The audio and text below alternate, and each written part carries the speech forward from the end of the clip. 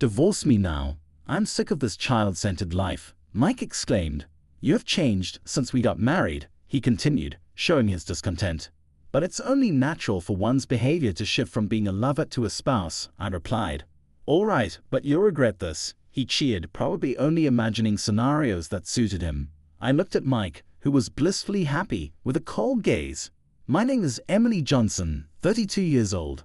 I have been married for 2 years and have a child, but it's far from a happy life. My husband Mike doesn't help at all with child care or even household chores. I'm currently on maternity leave, so I manage both child care and household duties alone. My maternity leave is about to end in about 3 months, and if I go back to work like this, I might just collapse from overwork." I have repeatedly asked Mike for help with childcare and household chores, but he acts like it's none of his business and insists I should do it all alone. The lack of concern from my husband, who doesn't even care that I'm exhausted, has made me feel increasingly anxious about our future. Mike and I used to work at the same company and ended up in the same department when I was transferred. He's only 2 years older, but I admired Mike, my bright and confident boss. As we worked together, I found myself increasingly drawn to him, and it seemed he felt the same way. He confessed his feelings and we started dating. Our relationship went well, and we eventually got married. However, after marriage, I began to feel uneasy about Mike's attitude and actions. Things I didn't mind during our dating phase started to bother me. Mike often prioritized himself without considering me. He used to keep in touch regularly, treat me to meals, and give me presents. I felt well cared for, but after getting married, his attitude towards me seemed to become more casual. Living together made this even clearer. We hadn't lived together before getting married, and I regretted not doing so. I thought we could resolve issues through discussion, but that was too optimistic. I had heard stories about married life from my parents and my sister, who was already married with children. I believed marriage was about helping each other. However, Mike wouldn't help me even when I was in trouble. We initially shared household chores as we both worked, but he gradually started making excuses to push them onto me. I knew his job was tough, and at first I was happy to be relied on. But now, when I refuse, he complains, saying, "I'm more tired than you. I earn more. As the wife, you should be doing the housework." Knowing that I also work, he began insisting that housework is a woman's job. He also started prioritizing hanging out with friends or his hobbies over our responsibilities. I hoped things would change once we had a child, but even when I was pregnant and couldn't move due to morning sickness, he showed no concern. He complained about undone housework despite my poor health, saying, "Really, you're probably just pretending to be sick. Don't be so lazy," and left for a meal alone because I hadn't prepared anything. He didn't even visit the hospital when I was admitted for childbirth. When I called, he quickly hung up, saying he had a drinking party. I stayed in the hospital for 3 days, but when I returned home with our child, he complained about my hospital stay. "Childbirth is just about giving birth. You're exaggerating by staying in the hospital for 3 days. Don't slack off on the housework from now on," he said. I felt a headache trying to understand why he would think this way. Is his comfort more important than me or our child? I was deeply disappointed in Mike. I decided I should no longer expect anything from him, especially after he complained more about the birth of our child than celebrating it. After that, I took care of our child during my maternity leave, but Mike seemed uninterested in our baby. "Hey, you're a father now. Could you please take care of the child a bit?" I asked him. Despite my requests, Mike continued to go out and immerse himself in his hobbies, showing no interest in engaging with our child. "Really, I've been working and just got back, and now you're trying to dump the child care on me," he retorted, even using earplugs to ignore the crying baby while he enjoyed gaming or reading. He wouldn't even help with the household chores. All he did was demand perfect housework and argue that child care was a mother's job. It seemed Mike thought he didn't need to do anything at home, lacking awareness as both a husband and a father. Even though I was sleep-deprived from childcare, with dark circles under my eyes, he showed no concern. Utterly exhausted, Mike seemed oblivious. He always said he couldn't relax at home and would go out on his days off. The last time I remember going out carefree like Mike was probably on a honeymoon. Despite being married, Mike still acted as if he was single. "Come on, just because you don't leave the house doesn't mean you can't keep yourself up. You look terrible." He even started mocking my appearance. He used to be considerate and kind about my health during our dating days, but now he didn't care at all. angry at Mike for dumping everything on me and doing as he pleased. I was too tired to even express my anger. If you think that way, why don't you help out more around the house? I retorted wearily. But he only blamed me, saying it was my fault. I had thought he was wonderful when we were dating, but I never imagined he could be like this. Looking back, the Mike I once admired now seemed to have just been hiding his true nature. Since we were married, I wanted Mike to be a proper parent. Hoping for this, I kept advising him, but my heart grew tired as Mike showed no willingness to change his ways. One day, Mike said he was going out to play with friends because it was his day off. "I'll be home for dinner. Don't slack off," he said, disregarding my exhausted state.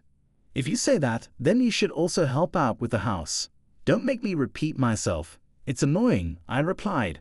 Despite telling him I was non-stop with childcare, he only said, "Don't be spoiled. You're on maternity leave." Resigned to yet another day like this, I was caught up in childcare and household chores. In the evening, Mike returned home. At that time, I had just managed to put our child to sleep and was taking a break. Exhausted from chronic sleep deprivation and the fatigue of childcare, I had fallen asleep near our child. That's when I heard Mike's yelling, "Hey, what are you slacking off for? Dinner isn't ready yet." His words, coming from someone who had just been enjoying leisure time, were the last thing I wanted to hear. Anger welled up inside me, but exhaustion and sleepiness won over, and I didn't retort. More concerning was that Mike's yelling might wake the baby. "Dinner isn't ready yet. Keep it down, will you? The baby will wake up." "I just managed to get them to sleep," I said, but my words had no effect. Mike had always just blamed me, even when our baby was crying loudly. Instead, my caution only made him more furious. "You've changed since we got married. Are you mocking me?" Mike complained, seemingly displeased that I prioritized our child over him. To me, this was obvious as we were now parents. The problem, I thought, was Mike, who hadn't changed since before. Our marriage hadn't fully embraced being a parent. "Of course, I'll prioritize the child. They're your child too. Why aren't you more interested?" I retorted, my irritation growing. This made Mike even more angry. "Divorce me now. I'm sick of this child-centered life." "All right, but don't regret this," I agreed without hesitation, tired of a life where having a husband meant being blamed rather than helped. Mike seemed pleased that I agreed to the divorce, but it definitely wouldn't go the way he imagined. "Then get out of my house quickly," he said with a smirk, probably thinking I'd be troubled or that I'd beg him to reconsider. He might have thought that I would come back begging to revoke the divorce. Believing that Mike would regret this in the future, I quickly packed my belongings and quietly left the house. 3 days after leaving, I found a sense of relief in a life without Mike and childcare. His presence had been a source of stress. During this calm period, Mike called me. "Hey, you've caused a huge mess here. Take responsibility," he yelled. "What's the rush?" I calmly replied. Angrier now, Mike vented about what happened since I left. Mike was having an affair with his high school ex-girlfriend, Sarah Thompson, at the same company. It had been discovered, leading to condemnation from colleagues. His work was suffering because of this, and Sarah had even dumped him. Moreover, Sarah's husband was threatening to demand alimony for the affair. As a result, Sarah, not wanting to pay alimony, blamed the affair on Mike and played the victim. We were both going to divorce and marry each other happily. "This is all your fault," Mike blamed me in a fit of misplaced anger.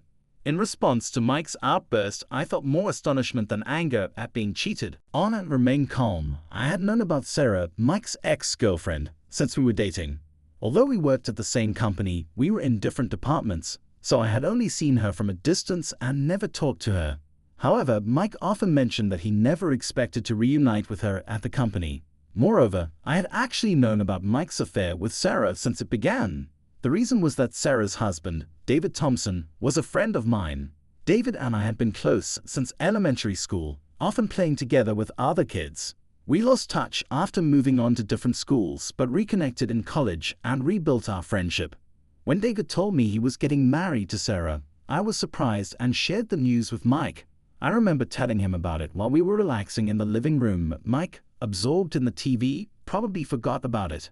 It was during a time when I was exhausted from solo parenting that David contacted me, informing me of Mike's affair. We hadn't been in regular contact since we both got married, so it was a surprise when he called. David asked about my current situation in a hesitant manner. "I just had a baby, but my husband hardly participates in childcare," I said, puzzled while inadvertently expressing my exhaustion and disappointment in Mike. Sensing my fatigue and resignation, David hesitantly revealed the affair. It's hard to say, but my wife has been cheating on me, and after some digging I found out it's with your husband, Mike. I was informed of Mike's affair for the first time, but instead of shock, I felt a sense of understanding and my heart remained calm. Mike, who showed no interest in our child and lacked any intention of protecting our family, wouldn't surprise me by having an affair. In fact, I quietly reflected on my lack of judgment. It does make sense. I see. Now that you mention it, it does make sense, I replied, unshaken, and thanked David for letting me know. Until then, I had felt obliged to try to fix things with Mike as we were married, despite his terrible attitude as a husband. But knowing about the affair, I realized that I no longer needed to struggle with that conflict. David then asked for my help in gathering evidence of the affair. He wanted to collect solid proof to corner them beyond any denial. Feeling angry towards Mike, I agreed with David's plan and decided to cooperate, though I had my reservations. How can I help with gathering evidence? I can't move around much with a baby. I expressed my concerns, considering the need to continue with childcare and household duties without arousing Mike's suspicion with my recent exhaustion. I wondered if there was anything I could do. We'll handle the necessary procedures. It would be helpful if you could just share any usual behaviors or patterns of Mike. After discussing, we decided to split the expenses for the investigation and that I would inform him of Mike's comings and goings. So now, hearing that Mike was in trouble, I could only think that it was his own undoing. Just so you know, I'll also be demanding alimony from you and your mistress, I calmly retorted to Mike, who had brazenly admitted to his affair. No, it's just a suspicion, there's nothing real about it. Mike tried to backpedal, seemingly trying to calm down after my words. Have you forgotten what you just said? You admitted to having an affair, and we have evidence, I replied, dismayed at Mike's incoherent argument. What? You recorded this call? Mike panicked, wondering if this phone conversation would become evidence. But I hadn't recorded this call. When I told him that, Mike seemed relieved and began to get defensive again. Tone turning triumphant, it's not my fault. You're the one who's wrong. Trying to push childcare and housework onto me when I'm tired from work. Mike tried to paint me as the villain. I had sought appropriate spousal support from Mike since we became a couple, but he clearly disliked that. Perhaps Mike just wasn't suited for marriage. This thought made me tired and almost ready to sigh at my own lack of judgment, yet his verbal abuse towards me continued unabated. It's all your fault that I've suffered so much. Just divorce me and give me alimony, Mike began demanding, claiming that the misery of our marriage was my fault and that he should receive alimony. At this point, I just wanted to get the divorce over with quickly. Arguing back and forth with Mike was becoming too exhausting. Then send me the completed divorce papers. Once you do, I'll take them to the office, I said, wanting to be ready for the divorce at any moment. Though the alimony procedures were not urgent, when I asked Mike to mail the divorce papers, he seemed confused. What? Where are you now? I'm at my parents' house. It was obvious that the only place I could go with a baby would be my parents' house. Wondering where else I would go, I answered him. To my surprise, Mike became even angrier upon learning I was at my parents' house. At your parents' house? Then your parents will know about the divorce, he exclaimed, probably worried about his reputation, especially since his affair at work had already caused him trouble. He was clearly concerned about appearances, especially since his affair had been exposed at work and was causing him trouble. It made me even more exasperated to think that if he was so worried about it getting out, he shouldn't have had an affair in the first place. If you think you've done nothing wrong, there's no problem, right?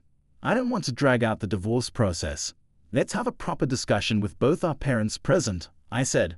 I didn't want to keep facing Mike, who had been unreasonably angry and uncommunicative. To avoid any future complaints or accusations, I suggested having a discussion with both sets of parents present as witnesses. Why do we have to go through all that trouble? Of course, Mike was against it.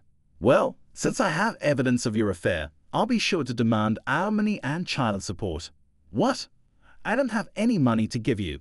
Child support is just an excuse for you to live comfortably. I won't pay a dime. Mike refused to acknowledge his wrongdoing and was adamant about not losing any money, insisting he would make me pay him alimony in any settlement. This led to the decision to have a discussion with both our parents involved. On the day of the discussion, I left our child with my sister and went to my in-laws' house. Mike likely told his parents lies to portray himself as the victim. Anticipating this, I prepared effectively to convey the facts as we took our seats. Mike predictably began playing the victim. I can't take this marriage anymore. I come home from work and you dump all the childcare and housework on me, and to top it off, you've been cheating on me, Mike passionately asserted, as if to emphasize how mentally taxing it had been. I couldn't help but be impressed by his audacity. After all, it was Mike who was relaxing at home while pushing all the childcare and household chores onto me, even neglecting the family to go out and have fun. His performance was so convincing, anyone unaware of the truth might have been easily fooled. But that's not the story I heard from our daughter. Are you really the one who was doing all the childcare and housework? Mike's portrayal of himself as the victim left my father bewildered and seeking clarity. Mike's portrayal of himself as the victim was confirmed. Yes, that's right.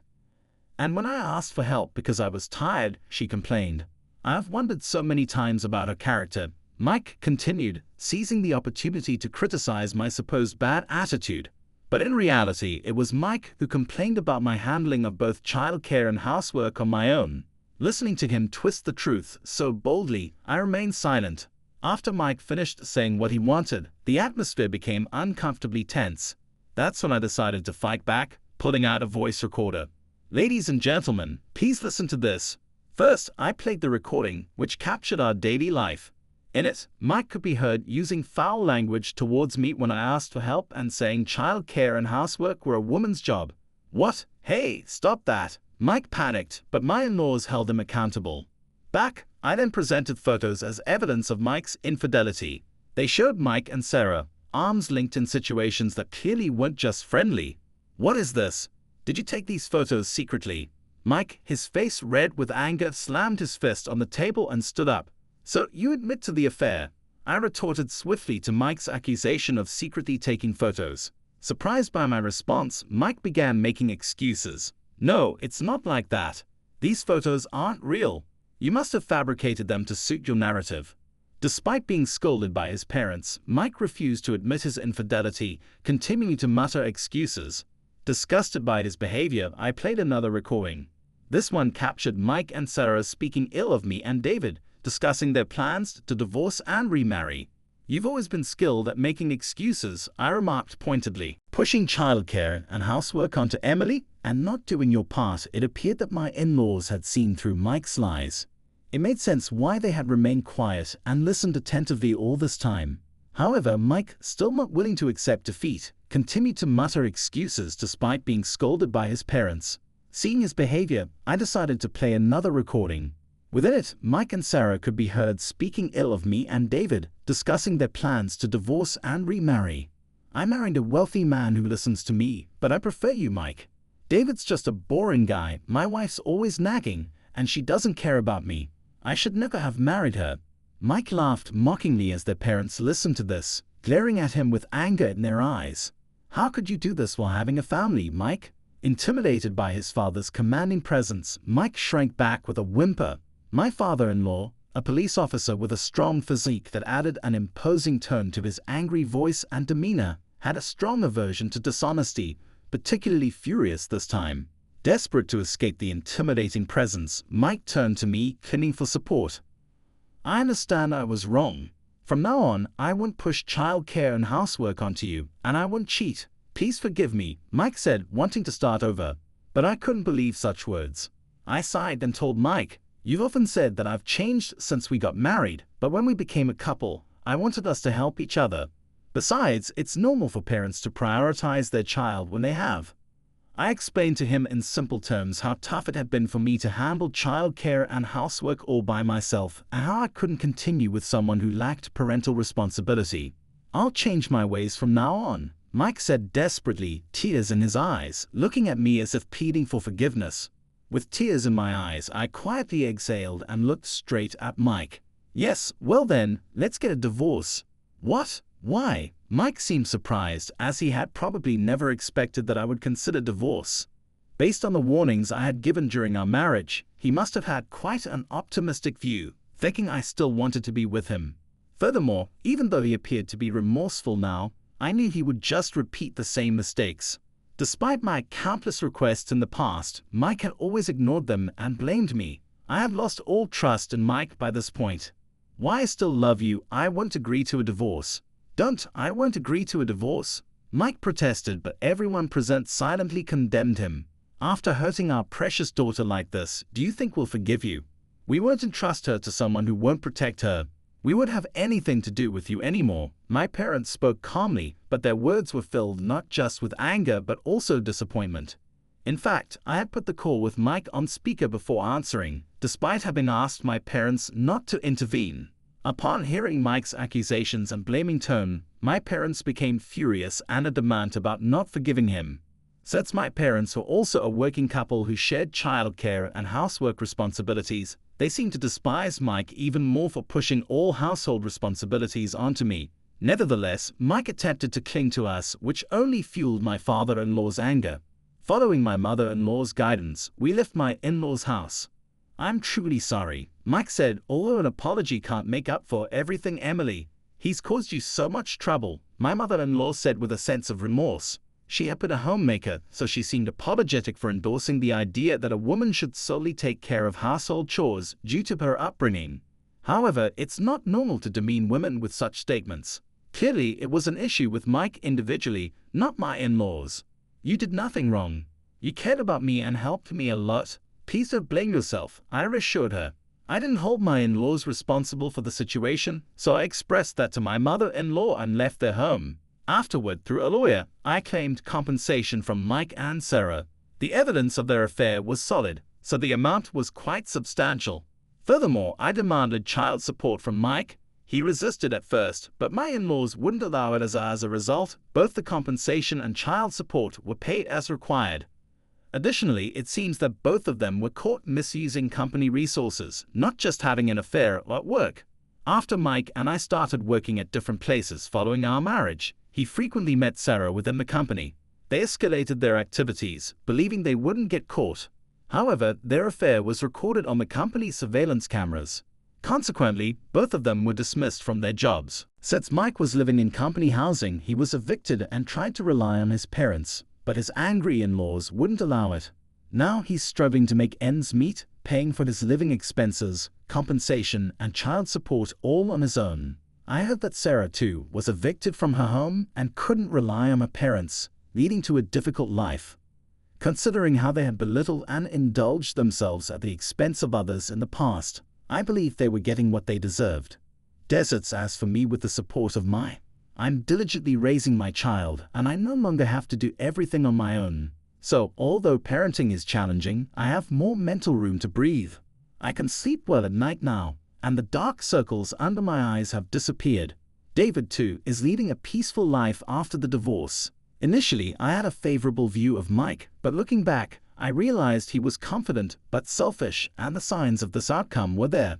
While reflecting on my poor judgment, I want to do my best to ensure our child grows up healthy and happy.